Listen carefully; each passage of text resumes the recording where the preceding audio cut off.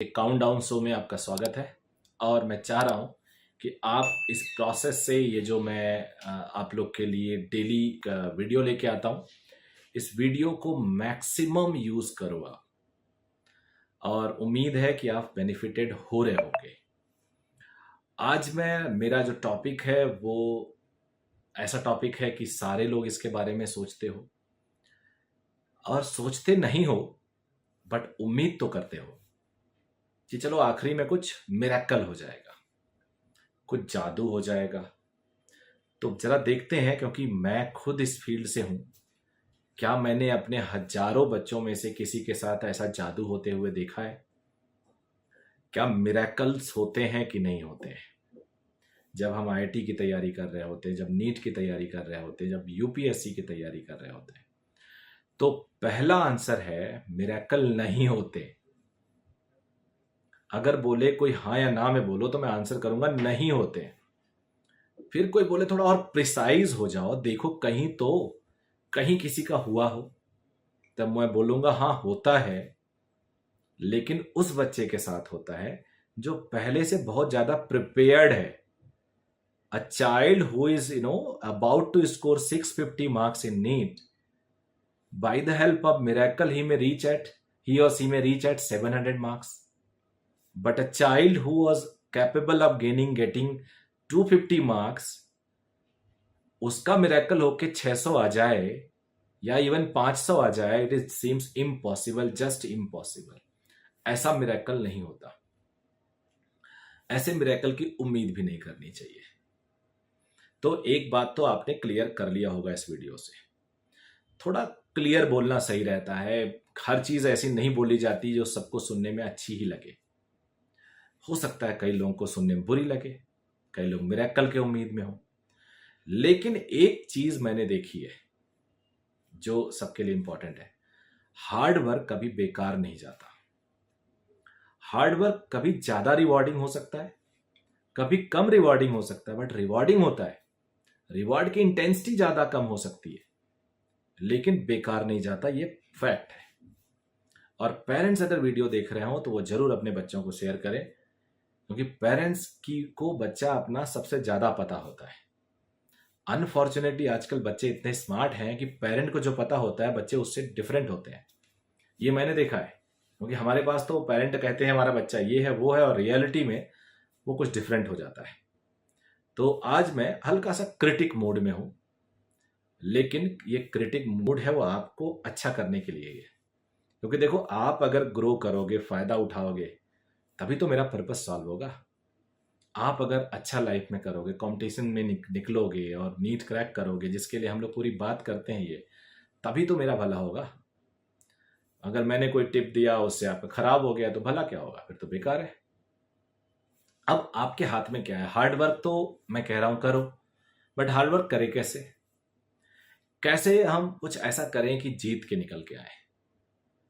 और वो जीत के निकल के आने का एक तरीका है कि हमें अपने, जैसे हम लड़ाई पे जाते हैं ना, तो कोई भी, अगर आप आर्मी वाले लोगों को जानते हो, मैं कई लोगों से को जानता हूँ, इनसे बात करता हूँ, मैं देहरादून में रह रहा हूँ, तो यहाँ पे बहुत सारा सराउंडिंग में आर्मी पर्सनल्स है। अक्सर पेरेंट्स से मिलता रहता हूँ, बच्चे भी बहुत एस्पायर करते हैं, डायरेक्ट एनडीए में जाते हैं।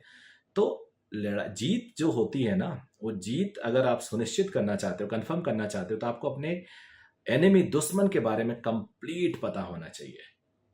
उसकी स्ट्रेंथ क्या है, उसकी वीकनेस क्या है, उसका लोकेशन क्या है, और फिर हमारी स्ट्रेंथ क्या है, हमारी वीकनेस क्या है।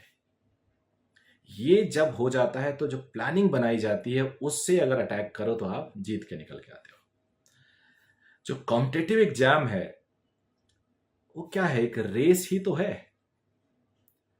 रेस में आप पूरे नंबर लेके आओ, डजेंट मैटर। 80% लेके आओ, डजेंट मैटर। 60% लेके आओ, डजेंट मैटर। आपको जितनी सीटें हैं ऊपर से उतने बच्चे चाहिए, बस। जितनी सीटें उतने बच्चे, वही मेरिट है। आईआईटी में जहां 40% पे ही आपको सिलेक्शन मिल जाता है, वहां नीट में 75% पे भी सीट नहीं मिलती। तो अगर मैं बोलूं परसेंटेज ऑफ मार्क्स जरूरी है, तो बिल्कुल भी नहीं जरूरी है।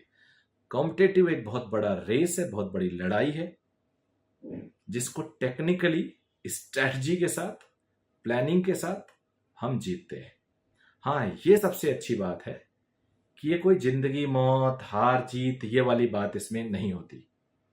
इसमें हमने एक टारगेट किया, अगर सिलेक्शन नहीं होता है तो हम कुछ सीख के निकलेंगे। And there are so many things, so many fields are available for us, जिसमें हम अच्छा इंप्रूव कर सकते हैं, वर्क कर सकते हैं, और वहां पे हमारा डेफिनेटली कुछ ना कुछ भला हो सकता है। तो ये कॉम्पिटेटिव एग्जाम है। अब अगर आप अपने आर्मी वाले स्ट्रैटेजी पे चले, तो आपको पता है 720 मार्क्स का डिवीजन। बायोलॉजी में आपको क्या करना है, केमिस्ट्री में आपको क्या करना है, फिजिक्स में आपको क्या करना है। कम समय की प्लानिंग को बेस्ट बनाने के लिए आपको हेल्प लेना होगा PYQ। अब देखो, नए वीडियोस अब जो जैसे जैसे कम दिन आएंगे, उसमें मेरी स्ट्रेटजी और प्रिसाइज हो जाएगी। PYQ, past year questions, chapter wise. They are the questions जहां पे आपको कम टाइम में ज्यादा वैरायटी मिल जाती है। एक PYQ आप सॉल्व करते हो, उस चैप्टर के जितने कॉन्सेप्ट होता है आप सीख जाते हो। तो अगर आपने PYQ ढंग से कर ली, ढंग से, तो आपकी मैक्सिमम प्रॉब्लम सॉल्व हो गई, और आप बिलीव मी सिलेक्शन लेके निकलोगे, मैं गारंटी के साथ कह सकता हूं। PYQ सॉल्व करने का मतलब ये नहीं हुआ कि आपने क्वेश्चन उठाया, एक क्वेश्चन पे रुक गए, उसकी थ्योरी देख के सॉल्व कर लिया, आगे बढ़ गए। अगर आप क्वेश्चन पे रुके हो और उस कॉन्सेप्ट को नहीं जानते, तो पूरे ढंग से सीखना पड़ेगा। सॉल्यूशन देख के आगे बढ़ गए तो उससे काम नहीं चलता। हाँ हाँ समझ में आ गया, हाँ हाँ समझ में आ गया, ऐसा बोल के आपको उसी PYQ से अपने को एनालाइज करना होगा। अगर आप अपने को एनालाइज करते हो PYQ की हेल्प से, तो आप डेफिनेटली बहुत कम समय में सिलेक्शन के काफी करीब पहुंच जाओगे। चैनल अच्छा लगे तो सब्सक्राइब जरूर कर देना प्लीज, क्योंकि आपके सब्सक्रिप्शन से हमें मोटिवेशन मिलता है।